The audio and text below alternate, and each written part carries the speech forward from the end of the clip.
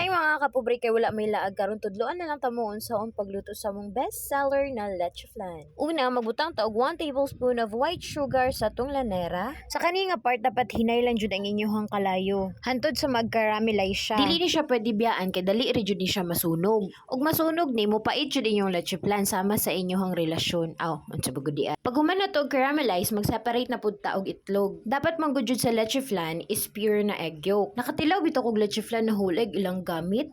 Never mind na lang sa lasa. Kailangan jud siya i-separate ang white eggs ug ang egg yolk kay kung apilan man gud niyo siya og white egg, dili hamis inyuhang leche flan, mura siya kanang gakubul-kubul. Ug isa pa lang sa jud siya. Ibutang na nato ato ang mga gatas like evap and condense. Dapat man gud ani hinahinay lang gyud ang pagbutang para dili kaayo siya mag-cause og bubbles. Human dapat hinahinayon lang jud na siya og mix. Pero kani akong kauban murag naglugay gani og kalo-kalo awaragan kayo og bubbles. Isa po sa sekreto na dili lang sa ang leche flan is magbutang ta og lemon. Ayaw mo kabalaka kay dili ni siya makaapekto sa lasa sa inyong leche flan. After na ma-mix tanan, sa laon na nato siya. Ako ginasala na ko siya mga 3 to 4 times para wala kayo tibugol-tibugol lang ato ang leche flan ug isa pa para hamis siya. Kana bitong murag nag-rejuvenating set. Makita ninyo niya kung unsa ka hamis ang ato ang leche flan. Kay human naman tagsala, bugnaw na pud ang ato ang gi-caramelize na white sugar. Atoan na silang timbangon para pantay-pantay. Pero kung dili man lang ninyo ibaligya, pwede na siya dili kiluhon. Idaritso na lang ninyo. Ako kay order man gud ni, so dapat pantay-pantay jud siya. Human og isa-isag timbang,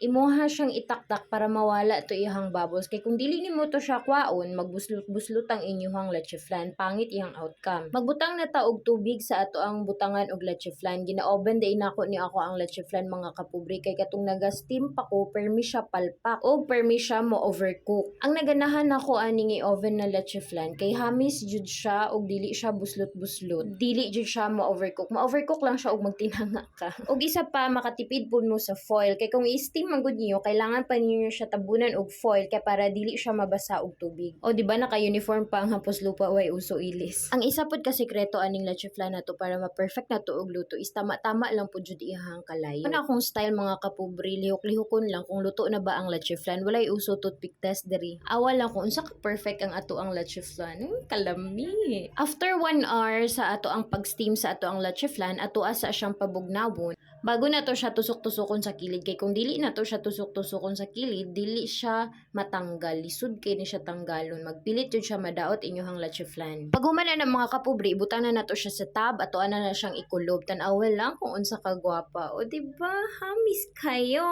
Mao jud ning nakanindot sa pure na egg yolk na leche flan kay lami jud kay siya tan-awon. Ug syempre lami jud siya kaunon. Sa isa ka lutuan mga kapobre, nakabuhat ko og 16 ka tab. Ang ingredients day ani mga kapobre: 1 tray large egg, 3 cans of evaporated milk, 3 cans of condensed milk, pero ako nagamit ko atong 1 kilo na Doren kay mas makatipid ko ato. Sa unsa na brand inyohang gamiton, pero ako mas prefer jud ako ang Jersey na evap o condensed na Doren. And 1/4 kilo of white sugar. Nagamit pud ko og 3 ka lemon. Ayaw ginyo kalimti ang lemon mga kapobre kay mao jud na siya ang makapawala sa langsa sa ato ang leche flan. Kung wala mo'y oven, pwede pud mo gamit og steamer.